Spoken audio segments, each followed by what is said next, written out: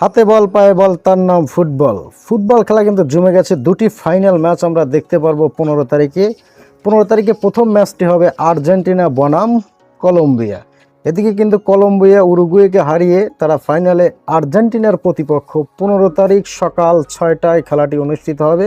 High voltage একটি match হবে। কলম্বিয়ার কিন্তু যথেষ্ট রেকর্ড, ইতিমধ্যেই কিন্তু তারা 27টি বার অপরাজিত থেকে এই কোপা আমেরিকা টুর্নামেন্টে কিন্তু তারা টিকে রয়েছে এবং ফাইনাল নেওয়ার জন্য কিন্তু কলম্বিয়া মরিয়া রয়েছে। এদিকে কিন্তু আর্জেন্টিনা, তারা কিন্তু শক্তিশালী একটি দল। এ পর্যন্ত তারা কোপা আমেরিকাতে একটি ম্যাচও হারেনি, তারা অপরাজিত থেকে কিন্তু ফাইনাল পর্যন্ত চলে এসেছে।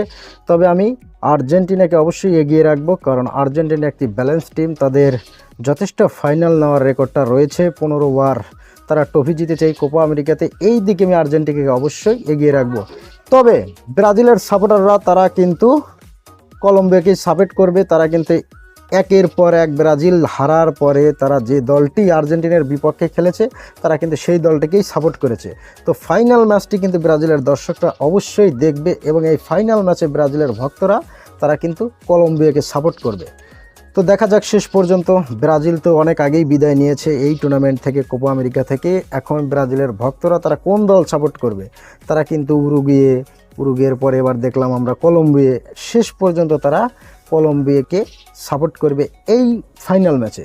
তো 15 তারিখ সকাল 6টায় কিন্তু ফাইনাল ম্যাচটি হবে এবং রাত 1টায়, 15 তারিখ রাত 1টায় সর্বপ্রথম কিন্তু ইংল্যান্ড বনাম স্পেন ইউরো কাপের তারা কিন্তু ফাইনালে উঠেছে দুটি দল। সেটি কিন্তু 15 তারিখে খেলা হবে, সেটি হবে রাত 1টায়। তো আমরা এই 15 তারিখে দুটি ম্যাচ দেখব। সর্বপ্রথমে দেখবো আমরা স্পেন বনাম ইংল্যান্ড। 15 তারিখ 7 মাস 2024 আই থিঙ্ক রাত 1টার সময় খেলাটি অনুষ্ঠিত হবে। সেটি কিন্তু স্পোর্টস চ্যানেলে দেখানো হবে, স্পোর্টসে দেখানো হবে। তো এই ম্যাচটি আমরা কাকে এগিয়ে রাখবো? অবশ্যই ইংল্যান্ডের সেই স্পেনকে আমরা এগিয়ে রাখবো। তারপরেও ইংল্যান্ড কিন্তু জয়ের জন্য মরিয়া থাকবে, তারা কিন্তু যথেষ্ট ভালো খেলেছে এই টুর্নামেন্টে।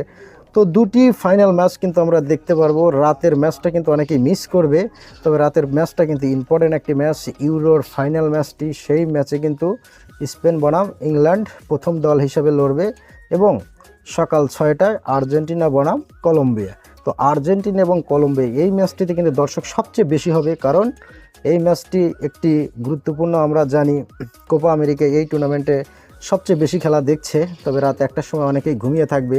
সেক্ষেত্রে ম্যাচটি অনেকেই মিস করবে। হয়তো যারা অ্যালার্ম দিয়ে থাকবে তারা হয়তো জাগতে পারে, অনেকেই অ্যালার্ম দেবে না। সেক্ষেত্রে তারা কিন্তু রাত 1টা একদম ঘুমের কারেক্ট পারফেক্ট একটা টাইম। যারা ঘুমাতে যাবে বা আমাদের বাংলাদেশের যে ভক্তগুলো এই খেলাটা দেখতে চাইবে তারা কিন্তু বেশিরভাগ দর্শকই ঘুমাবে।